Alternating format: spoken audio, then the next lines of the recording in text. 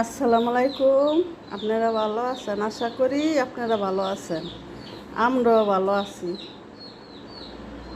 আমার ভাই বোনেরা, দুঃখের কথা বলি আপনাদের কাছে। আমার তো শেয়ার করার মানুষ নাই। কিছু কিছু মানুষ আছে, এই কেমনে সুফল মারবো,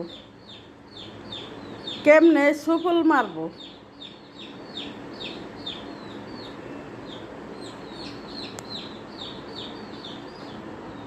কেমনে সুফল মারবো।